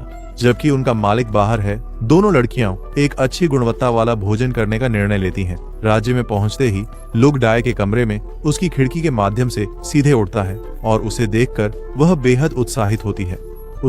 वह उसे कागजों का एक गट्ठर देती है जिसमें उसने खुद नए जादू तैयार किए हैं। एक खास जादू लूक का ध्यान खींचता है, क्योंकि वह उससे इसे आजमा कर दिखाने के लिए कहता है। इस जादू के साथ वह अपने चुने हुए किसी भी वस्तु की गुरुत्वाकर्षण को उलट सकती है, जिससे लूक आश्चर्यचकित हो जाता है। थोड़ी देर बाद बात करने के बाद लूक उसे एक चॉकलेट का डिब्बा देता है, जिसे उसने हाल ही में बनाया है, और दिया को इसके बारे में कोई जानकारी नहीं है, क्योंकि इस दुनिया में चॉकलेट अभी तक बनाई नहीं गई है। उसके लिए चॉकलेट के टुकड़े जैसे दिखाई देते हैं। हालांकि लूग उसे उन्हें एक बार आजमाने के लिए कहता है और उन्हें आजमाने के बाद वह उन्हें पसंद करने लगती है। इससे वह लूग से वादा लेती है कि अगली बार जब वह उससे मिलने आएगा तो और ले आए। इसके लिए सहमत होने के बाद दोनों ने कुछ और समय बातचीत, पढ़ाई और जादू का अभ्यास करने में बिताया। जैसे जैसे दिन समाप्त होता है, लूग लौटने के लिए तैयार होता है, इसीलिए वे अलविदा कहते हैं और वह उड़कर वापस टार्ट और महा से मिलने जाता है। कुछ दिन बाद लूग एक खुली जगह पर बैठकर चाय पी रहा है, जैसे उसने जिंदगी में सब कुछ हासिल कर लिया हो। वह देख रहा है कि उसका कॉस्मेटिक्स कारोबार कितना बढ़ गया है। हालांकि उसी समय टार्टी अपने मिशन से लौटती है और अपने मालिक को अच्छी स्थिति में देखकर खुश होती है। वह युद्ध में जीते गए सामान उसे सौंपती है और यह उन पुरुषों के कपड़ों के बटन निकलते हैं जिन्हें उसने मारा था। लूग कहता है कि उसने सुना है कि उसकी युद्ध क्षेत्र में कितनी अद्वितीय क्षमताएं हैं, यहाँ तक कि उन्हें एक उपनाम जिसे वह काफी शर्मनाक पाती है। लूग उसे अनुभव प्राप्त करने के लिए युद्ध स्थलों पर भेज रहा है, जबकि वह महा को अपने पास रखने के लिए छोड़ देता है ताकि वह जानकारी और धन का प्रबंधन करना सीखे, जिससे वह उस कॉस्मेटिक स्टोर ब्रांड का प्रबंधन कर सके जो शहर में प्रसिद्ध और सर्वश्रेष्ठ में से एक है। इसी वजह से वह रईसों के साथ संबंध बना पा रहा है और उन्हें उनके पार्टियों में आमंत्रित करके उनके साथ भोजन करने को आमंत्रित किया गया है। दुर्भाग्यवश यह अब समाप्त होने वाला है क्योंकि उसे अपने राज्य लौटना होगा। रात में ल्यू की महा के साथ एक बैठक होती है जहां वह उसे बताता है कि वह उसे कॉस्मेटिक स्टोर की जिम्मेदारी सौंपकर जा रहा है। वह वादा करती है कि वह अच्छे से काम करेगी और ब्रांड को पड़ोसी कस्बों में बढ़ाएगी और उसने उनके लिए खरीदने के लिए एक अच्छा स्थान ढूंढ लिया है और लू को एक नक्शा दिखाने जाती है। नक्शे को देखकर लूग को एहसास होता है कि वह दुकान जिसे माहा खरीदने की कोशिश कर रही है वास्तव में उसके पिता की है, जो एक व्यापारी हैं और एक प्रसिद्ध व्यापारिक कंपनी के मालिक हैं। दुर्भाग्य से कंपनी के दाएं हाथ द्वारा धोखा दिया गया, जिसने उन्हें और उनकी पत्नी को मार डाला और कंपनी पर कब्जा कर लिया, जिससे माहा के पास घर से भागकर मिल्ट्यू में बसने के अलावा कोई चारा नहीं बचा, क्योंकि वह जानती है कि उसका जीवन भी खतरे में है। यह महसूस करते हुए लुक को लगता है कि वह जो उसका है उसे वापस पाने और अपने माता पिता के हत्यारे से बदला लेने की कोशिश कर रही है। हालांकि उसका समर्थन करने के लिए लुक उससे कहता है कि वह जो चाहे वह करे, क्योंकि वह उस पर विश्वास करता है, जिससे वह अत्यंत खुश हो जाती है और बहुत अच्छा काम करने का वादा करती है। उसी क्षण माया के दोस्त कमरे में आते हैं और उसे एक उपहार बैग सौंपते हैं जिसमें एक अच्छी और दुर्लभ हर्बल चाय होती है। वे उसे बताते हैं कि यह उनकी छोटी सी सराहना है उसके किए गए कामों के लिए और धन्यवाद देते हैं उन्हें सड़क से बाहर निकालने और उनकी देखभाल करने के लिए। वे उसे उसके घर लौटने की यात्रा पर विदाई भी देते हैं और आशा करते हैं कि वह उन्हें समय समय पर मिलने आएगा। लुग अपनी सराहना दिखाता है और वादा करता है कि चाहे वह कहीं भी जाए वह उन्हें कभी नहीं भूलेगा। अगले सुबह जब महा लुग को यात्रा के लिए तैयार होने में मदद करती है, वह उसके प्राकृतिक बालों का रंग देखती है और उसे यह अद्भुत लगता है जब तारते भी उसके साथ जाने के लिए सजती है। अंत में घर लौटने का समय होता है जब लूग और तारते एक गाड़ी में चढ़ जाते हैं और महा को विदा करते हैं। रास्ते में अचानक कुछ भेड़िए राक्षसों से घिर जाते हैं जिनका लूग ने मना का आभास करके पता लगाया है। वे दोनों गाड़ी से बाहर निकलते हैं और चालक से छिपने के लिए कहते हैं। टर्ट उन्हें दिखाने के लिए राक्षसों को मारने का प्रस्ताव देती है कि वह कितनी अच्छी हो गई है और पलक झपकते ही वह उन्हें सबको मार देती है। यह देखकर लोग उसकी अच्छी तरह से काम करने के लिए तारीफ करता है, लेकिन अपने आप से कहता है कि अब जब ऐसा लग रहा है कि राक्षस मानव बस्तियों में आ रहे हैं, इसका मतलब है कि दानव भगवान जल्द ही प्रकट होंगे। हालांकि वे अपनी यात्रा जारी रखने के लिए फिर से गाड़ी में बैठ जाते हैं। जल्द ही वे उसके क्षेत्र के खेतों में पहुंचते हैं जहां लोग किसानों से मिलने का निर्णय करता है और वे इतने खुश हैं कि वह उनके बीच आया है। वे उसे धन्यवाद देते हैं कि उसने उनकी मदद की जबकि वह दूर था और लंबे समय बाद उनके पास वापस आया, और वे उसे अच्छी सब्जियों की टोकरी देते हैं जिसके लिए वह उन्हें धन्यवाद देता है। घर पहुंचने पर उनकी माँ वह होती है जो उनका स्वागत करती है।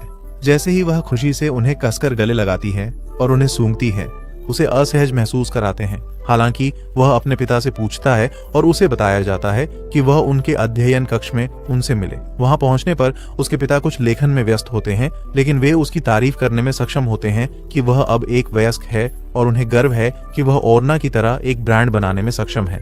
उसके पिता उसे बैठने के लिए कहते हैं और बताते हैं कि बालोर कुछ दिन पहले उनसे मिलने आए थे, लू का काम एक हत्यारे से व्यापारी में बदलने के विकल्प पर पुनर्विचार करने के लिए। इस बीच यह इसलिए कि बालोर चाहता है कि लूग उसे व्यापार में मदद करे और उसके पिता कहते हैं कि वह उसे नहीं रोकेंगे, चाहे वह कुछ भी करने का फैसला करे। ये सुनने के बाद लूग अपने पिता से कहता है कि वह हत्यारा होना नहीं छोड़ेगा, क्योंकि वह केवल मिल्चिक एक व्यापारी के रूप में गया था ताकि वह एक बेहतर हत्यारा बन सके। लेकिन फिर उसके पिता ऐसा लगता है कि बालोर के विचार से सहमत हैं और उसे सलाह मानने की कोशिश करते हैं, क्योंकि उसने खुद कभी किसी को नहीं मारा है। वह सुझाव देते हैं कि उसके लिए बेहतर होगा कि वह छोड़ दे और अपनी जीवन को छिपकर जीने के लिए चला जाए, ताकि कुछ भी होने पर टूथ डी परिवार के लिए कुछ न हो। फिर भी लूग अपने पिता से कहता है कि वह यहाँ रहकर हत्यारा बनना चुनता है, इसलिए उसे इस राज्य में शांति बनाए रखनी है, जिससे पड़ोसी राज्य जैसे मिल्चिक की शांति पर भी प्रभाव पड़ेगा, जहाँ उसने लोगों से मुलाकात की है और वह उन्हें भी सुरक्षित रखना चाहता है। इसके अलावा वह अपने अंदर सोचता है कि भले ही उसे लोगों की हत्या करने का काम दिया जाए, उसे यह निर्णय लेना होगा कि वह इसे करे या नहीं, जैसा कि अपने पिछले जीवन में नहीं किया था। वह यह भी बताता है कि वह दिया से प्यार करता है और उसे शादी करना चाहता है, लेकिन वह ऐसा नहीं कर सकता यदि वह व्यापारी बन जाता है, क्योंकि वह एक कुलीन है, इसलिए उसे एक कुलीन बने रहना है। यह सुनकर उसके पिता उस पर हंसते हैं और उसे बताते हैं कि उसे एक कुलीन हत्यारा होना चाहिए और उसे अपना सबसे अच्छा काम देने का निर्णय लेते हैं। यह काम उस कुलीन को मारना है जो अपने राज्य में ड्रग्स की तस्करी करता है। इसके बदले में सैन्य रहस्य बेचता है और इससे लोगों को कष्ट हो रहा है, इसलिए उसे जल्द से जल्द राज्य से हटा दिया जाना चाहिए। इसके अलावा उसके पिता उसे बताते हैं कि वह इस काम में पूरी तरह से नियंत्रण में रहेगा और लूग उन्हें भरोसा दिलाता है कि वह इस काम को पूरी तरह से करेगा। उसी रात लूग टार्टे को इस मिशन के बारे में बताता है, जो कि ड्रग्स बेचने वाले एक कुलीन काउंट वेंकोर को मारना है। फिर वह मिशन के बारे में कूट संदेश कागज पर लिखता है और उन्हें कबूतरों की टांगों पर बांध देता है। ये वहां तक पहुंचाए जाएंगे ताकि वह इस काउंट और उसके घराने के बारे में अधिक जानकारी प्राप्त कर सके। अगले सुबह उससे सबसे पहले उसकी माँ मिलती है, जो उसे उस मैग्नम जूस को देखने के लिए परेशान करती है, जिसके बारे में टार्ट ने बताया था, लेकिन वह उसे बाहर जाने के लिए मजबूर करता है। उस दिन नाश्ते के बाद उसकी माँ उसे बुलाती है और उसे सुंदर लड़कियों की तस्वीरें दिखाती है, जिनमें से उसे अपनी पत्नी के लिए चुनना है और उसे पोते पोतियां देने हैं। हालांकि लूग मना कर देता है, जिससे वह पूछती है कि क्या तब तदीत उसके पोते पोतियों को जन्म देना चाहेगी, जिसे वह लज्जा से स्वीकार करती है अगर लूग ऐसा चाहता है, लेकिन वह इसे स्वीकार नहीं करता। रात को लूग और टार्ट अपनी मिशन के लिए तैयार होते हैं और बुरे काउंट के शहर पिसेर की ओर दौड़ते हैं। लंबे समय तक दौड़ने के बाद अब सुबह हो गई है। वे अंततः शहर को ऊपर देख सकते हैं और लू उसे बताता है कि यह मिल्चिक के बाद दूसरा सबसे बड़ा व्यापारिक शहर है। वे शहर में प्रवेश करने का निर्णय लेते हैं, जहां उन्हें सड़कों पर भिक्षा मांगने वाले कई घायल सैनिक मिलते हैं, और यह सब वेंकोर के स्वार्थी व्यवहार के कारण है, जिसने नशीली दवाओं के बदले में अपने साथी अपराधियों को सैन्य रहस्य बेचे। एक अंधेरी गली में चलते समय एक युवा लड़की उनके पास आती है और उन्हें आंवले का जैम बेचने की पेशकश करती है, जिससे लूग को कुछ शक होता है। वह टार्टे को एक जैम देती है चखने के लिए और दोनों एक जोड़े होने का नाटक करने का निर्णय लेते हैं। लूग के शक के कारण वह जैम चखने का निर्णय लेता है और उसे महसूस होता है कि इसमें ड्रग्स मिला हुआ है। तुरंत ही लूग उस लड़की से उसके गलत कार्यों की स्वीकृति करवाता है और उसकी जैम की जार वाली टोकरी जमीन पर पटक देता है। उसी समय 4 बदमाश उनके सामने आ जाते हैं। तुरंत ही टार्टे और लूग उन लोगों के साथ मुकाबला करते हैं और उन्हें तुरंत ही नॉकआउट कर देते हैं। वे यह जानने का निर्णय करते हैं कि लड़की ऐसा जैम क्यों ढूंढ रही है, जिससे वह उन्हें एक घर ले जाती है, जहाँ जब वह दरवाजा खोलती है वह उन्हें अपनी माँ को दिखाती है, जो अब उस नशीली दवा के प्रति बहुत पागल है और कमरे के कोने में बैठी होती है। अपनी बेटी को देखकर वह महिला लड़की के पास दौड़ती है और उससे दवा मांगती है, जो लड़की उसे बताती है कि वह नहीं ला सकी, और महिला गुस्से से लड़की को जमीन पर धक्का देती है।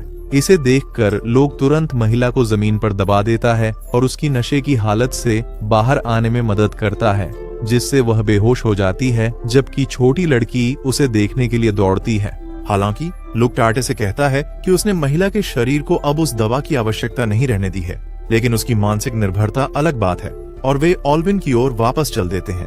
घर पहुंचने पर उनका स्वागत फिर से लूग की मां करती है, जिन्हें अभी अभी उनके बेटे की कंपनी ओर्ना से कुछ सौंदर्य प्रसाधन प्राप्त हुए हैं। इस बीच माहा ने लूग को एक पत्र भेजा है, जिसमें उसने बताया है कि काउंट इस अपराध का प्रभारी है और जो ड्रग वह बेचता है वह शरीर पर क्या असर करता है, लेकिन उसे सजा नहीं दी जा सकती क्योंकि उसे उच्च रैंक वाले रईसों का समर्थन प्राप्त है। यह सब पढ़कर लूग अधिक दृढ़ संकल्पित हो गया है कि वह उसे उसके अपराध के लिए उसकी जान से भुगतान कराएगा, क्योंकि माहा ने उसे यह भी बताया है कि वे उसके घर में कैसे घुस सकते हैं। अगले दिन लूग और माहा गाड़ी में वेनकोर के लिए अपनी यात्रा पर निकलते हैं। वह उसे बताती है कि उसे उसकी बहुत याद आई सिर्फ 10 दिन बाद जब उसने उन्हें छोड़ा, और यह भी बताती है कि लड़कियां उसके साथ कुछ योजनाएं विकसित करना चाहती हैं, लेकिन वह उन्हें नजरअंदाज करके एक दयनीय हारे हुए इंसान बनना चुनता है। वह माहा से कहता है कि वह उन्हें केवल परिवार के रूप में ही देखता है और उससे अधिक कुछ नहीं, क्योंकि वह केवल दिया से प्यार करता है। अंततः वे अपनी मंजिल पर पहुंचते हैं, जो काउंट वेनकोर का घर है। हालांकि उनका स्वागत काउंट वेनकोर की पत्नी द्वारा किया जाता है, जो उन्हें पाकर बहुत खुश लगती हैं। वह उन्हें घर के अंदर आने के लिए आमंत्रित करती हैं, जहां वह शुरू करती हैं परीक्षण करने का उत्पाद। उसे यह उत्पाद बहुत पसंद है, लेकिन पूछती है कि वे उसे पहले उत्पाद का परीक्षण क्यों करने देते हैं। लुग बताते हैं कि उसके पति के पास अन्य रईसों से अधिक गति है, जिसके कारण उनकी पत्नी उनके उत्पादों का परीक्षण करने के लिए सबसे उपयुक्त है, क्योंकि कई महिलाएं उनका अनुसरण करेंगी। ये सुनकर वह उनसे कहती है कि वह खुश हैं कि उनके पति का व्यवसाय फल फूल रहा है, क्योंकि कुछ साल पहले वे गरीब कुलीन थे और वे अब जो शानदार जीवन जी रहे हैं वो वे वहन नहीं कर सकते। उस समय वेनकोर, जो जल्द ही मारा जाएगा, कमरे में आता है और खुशी से ल्यू और माहा का घर में स्वागत करता है। ल्यू भी खुद को इलिक के रूप में प्रस्तुत करते हुए उसे अभिवादन लौटाते हैं। वेनकोर उन्हें बताता है कि वह अपनी पत्नी के कॉस्मेटिक्स के प्रति प्रेम का कितना समर्थन करता है और साथ ही चाहता है कि वे उस दिन बाद में होने वाली एक पार्टी में उसके यहाँ आएं, जिसके लिए वे उसका धन्यवाद करते हैं। हालांकि वेनकोर अपनी पत्नी ब्रिजिट के पास जाता है और उसके साथ लार का आदान प्रदान करता है, जबकि लुग गुस्से में देखता है। रात को पार्टी के दौरान महिलाएं लुग की उपस्थिति से बहुत उत्साहित हैं भी, क्योंकि वे उसे बताते हैं कि वे नए उत्पाद का अनुभव करना चाहेंगे और उससे कुछ सौंदर्य प्रसाधन खरीदने का भी मौका चाहते हैं। उस समय ब्रिजिट एक उत्पाद लेकर आती है और महिलाएं उसकी ओर दौड़ती हैं। वेंकर एक गिलास वाइन लूग को देने आता है। वह लूग से कहता है कि जो कुछ भी उसकी पत्नी को खुश करता है उससे वह खुश है, और लूग को चढ़ाता है कि उसकी पत्नी के साथ गुप्त संबंध न रखें, जिसके बारे में वह दृढ़ता से निंदा करता है कि वह कभी नहीं करेगा। लूग वेंकोर के साथ उनके व्यवसाय के बारे में बात करने की कोशिश करता है, यह कहकर कि उसने सुना है कि उनका व्यवसाय अच्छा चल रहा है। फिर भी वेंकोर अपनी गंदी बातों को छिपाने की कोशिश करता है, यह कहकर कि यह सिर्फ एक छोटा सा व्यवसाय है जिस पर बालोर ट्रेडिंग कंपनी की नजर नहीं रखने की जरूरत है, जिससे लूग और अधिक गुस्से में। उस रात बाद में पार्टी आखिरकार खत्म होती है और हर कोई अपने घरों की ओर रवाना हो जाता है, लेकिन लूग वापस टार्ट के साथ एक चट्टान की ओर जाता है, जहां से वह वेनकर के हवेली को अपने हत्यारे की दृष्टि से अच्छी तरह देख सकता है। बातचीत के दौरान ब्रिजिट ने उन्हें पहले बताया था कि उसका पति हमेशा बिस्तर पर जाने से पहले बालकनी में बैठकर कुछ वाइन पीता है और चांद को देखता है। चट्टान पर लूग स्नाइपर गन बुलाता है और निशाने के दिखाई देने का इंतजार करता है, जबकि टार्टे पहरे पर रहती है।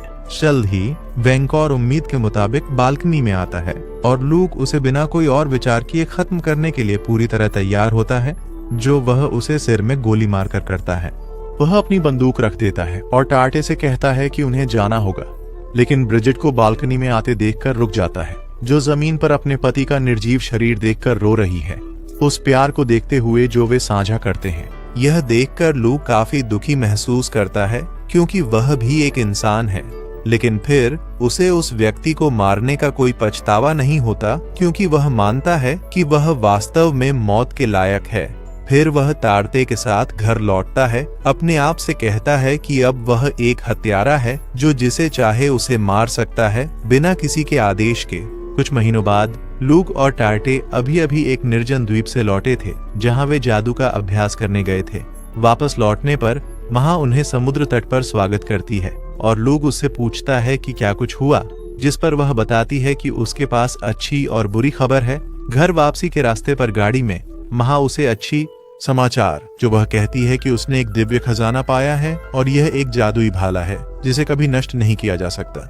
वह उसे बताती है कि यह एक आदमी के पास है जिसका नाम सिटांटा मैग्नस है, जो अपने बल के कारण संभवतः नायक होगा। हालांकि वह पूछता है कि क्या वह भाला प्राप्त कर पाएगी, और वह उसे आश्वस्त करती है। साथ ही तो बुरी खबर के लिए वह उसे बताती है कि एक पड़ोसी राज्य में गृह युद्ध छिड़ गया है स्वॉयगिल और दिया का राज्य वीकॉन दुश्मनों के खिलाफ शाही सेना में शामिल होने की योजना बना रहा है, लेकिन फिर विद्रोहियों में एक सैनिक है जो परेशानी पैदा कर रहा है। एक दिन लुग, जो चिंतित है, दिया से मिलने का फैसला करता है और खिड़की के रास्ते उसके कमरे में प्रवेश करता है। उसे देखकर दिया बहुत खुश होती है, लेकिन वह सीधे मुद्दे पर आता है और उससे युद्ध के बारे में पूछता है, जिसे वह कहती है कि यह कोई बड़ी समस्या नहीं है, क्योंकि युद्ध उनके राज्य से दूर है और इसके अलावा उनके बीच जादूगर भी हैं। लेकिन फिर लुग उसे बताता है कि विद्रोहियों के बीच एक मजबूत सैनिक है और वह शायद हीरो हो सकता है, जिससे उसे हराना इंसानों के लिए असंभव हो जाएगा। फिर वह सलाह देती है कि दुश्मनों के पहुंचने से पहले वह और उसके परिवार को एक सुरक्षित राज्य में भागने में मदद करे, लेकिन वह मना कर देती है क्योंकि वह मुश्किल समय में अपने लोगों को नहीं छोड़ सकती।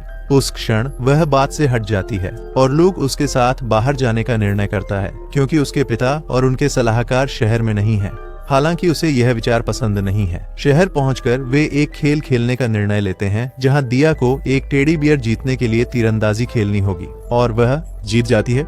वहां से निकलते हुए दिया लुग से कहती है कि उसे भूख लगी है और वह वादा करता है कि उसे कहीं खास ले जाएगा।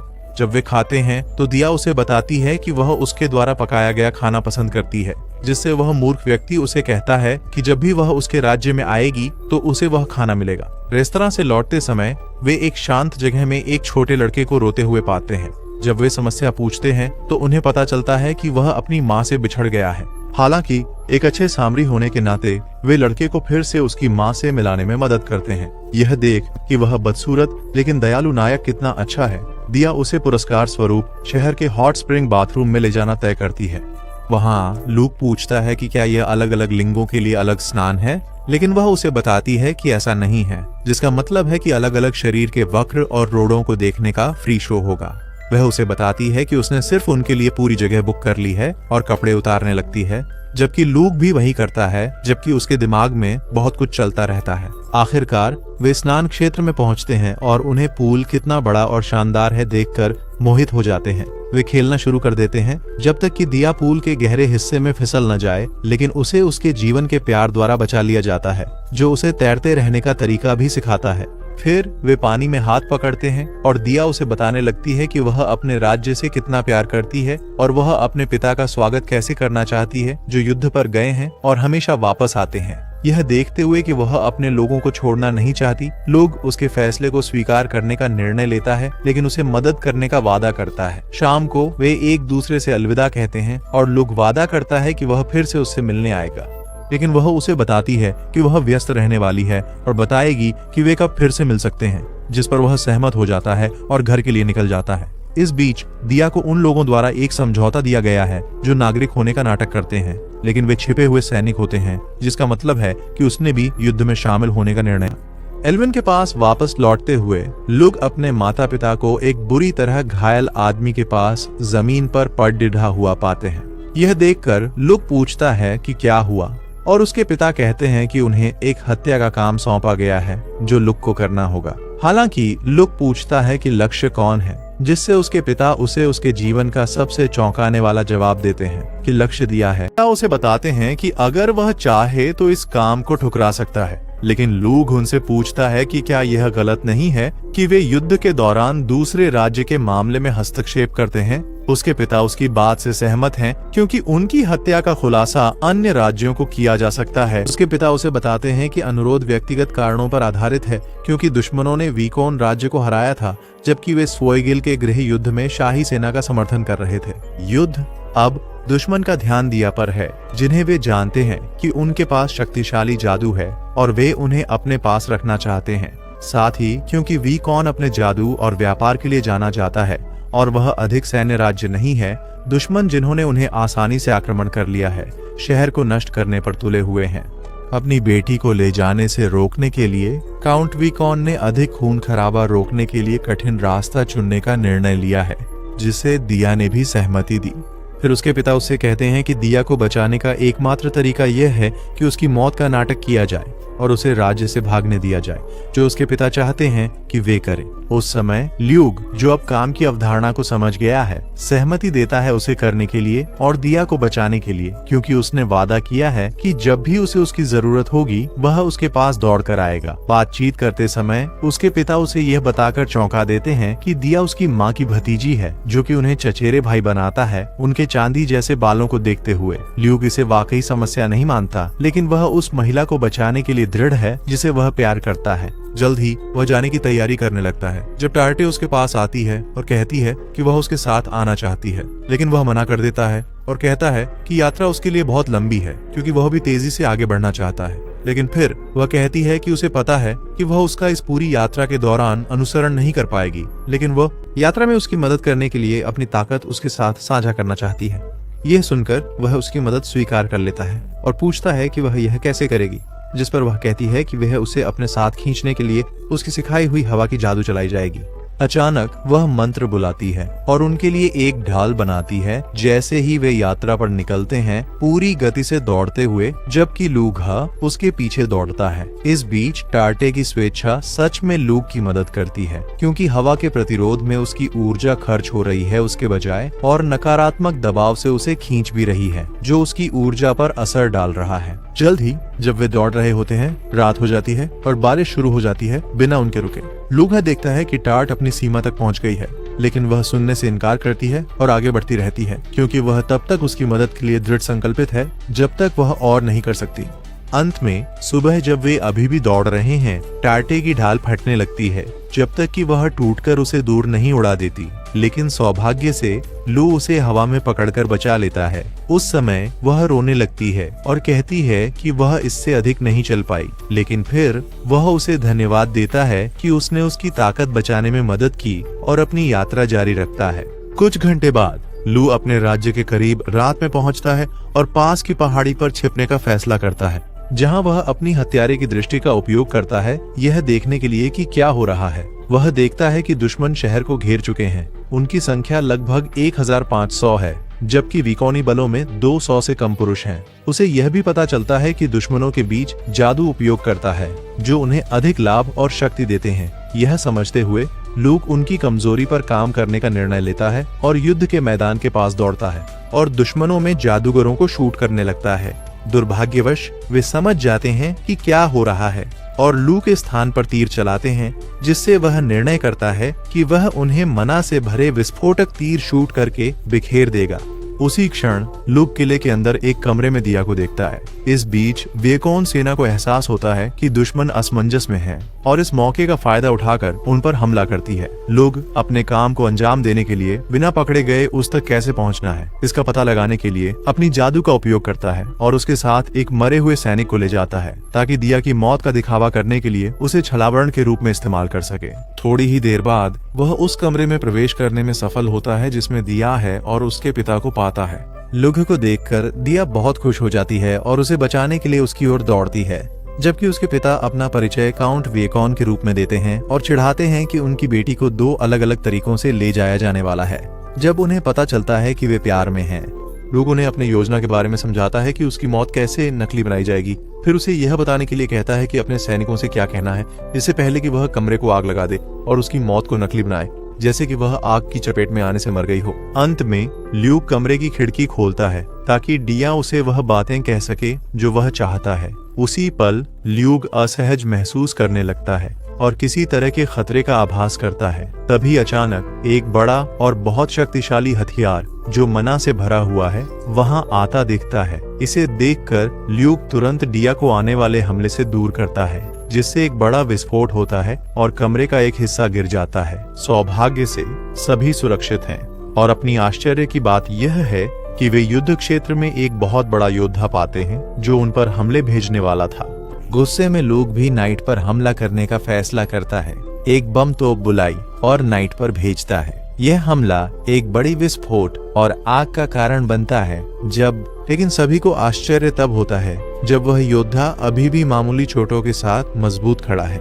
हैरान होकर लूग अपनी हत्यारा दृष्टि का उपयोग करता है और देखता है कि वह योद्धा शारीरिक और जादुई रूप से मजबूत हो रहा है, जो उसके गुस्से का परिणाम है। यह देखकर लूक दिया और उसके पिता से कहता है कि कोई भी हमला उस नाइट पर असर नहीं डाल सकता।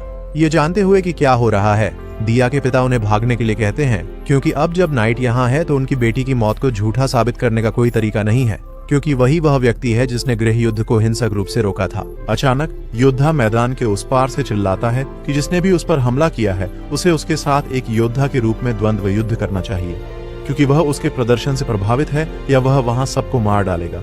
इसके अलावा अगर लूक द्वंद्व में जीत जाता है तो वह सभी बलों को वापस ले लेगा और वे कभी वीकोन पर हमला नहीं करेंगे।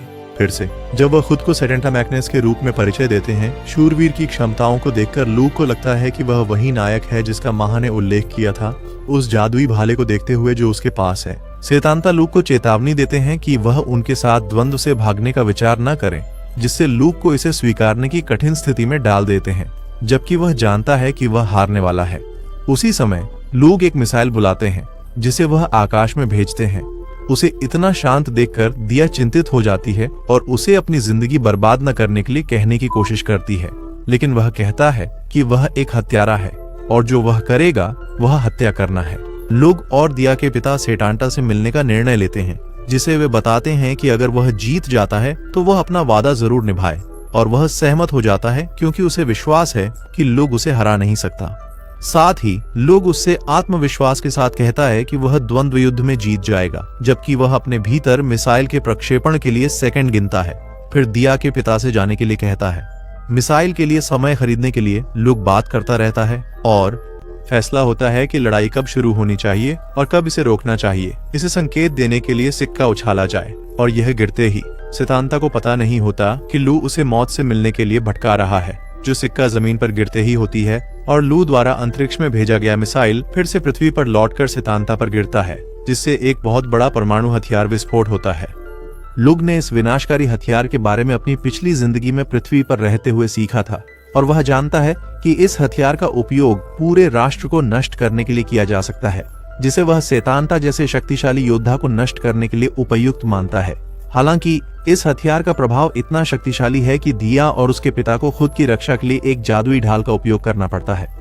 जब लूक विस्फोट की तेज लहर से उड़ा दिया जाता है और बेहोश हो जाता है, दिया जो सुरक्षित है जल्दी से उसके पास दौड़ी जाती है, रोते हुए कि उसे जागना चाहिए। सौभाग्य से वह होश में आ जाता है और वह उसे गले लगाती है, रोते हुए कि उसे खोने का डर था। लूक दिया के साथ अलवान किंगडम लौट आता है, जहां टार्टे और लूक के माता पिता उनका स्वागत करते हैं और चीजें फिर से सामान्य हो जाती हैं।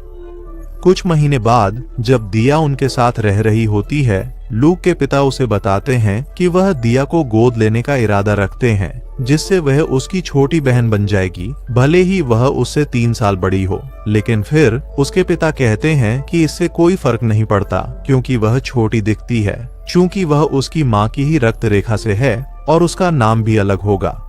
वह अपनी माँ और टार्टे के साथ, जो वहाँ भी मौजूद हैं, नए योजना पर सहमत होता है। उस समय उसके पिता उन्हें बताते हैं कि नायक उनके राज्य में आ चुका है, जिससे लूक हैरान हो जाता है कि सेटांटा वह नायक नहीं है जो वह सोचता था। उसके पिता उसे बताते हैं कि हीरो के आगमन का मतलब है कि दानव भगवान जल्द ही प्रकट होगा, जिसे वह स्वीकार करता है। अंततः एक युवा व्यक्ति सुंदरता से एक गाड़ी में अलवान के महल में आता है और उसे हीरो लॉर्ड एपोना के रूप में पेश किया जाता है।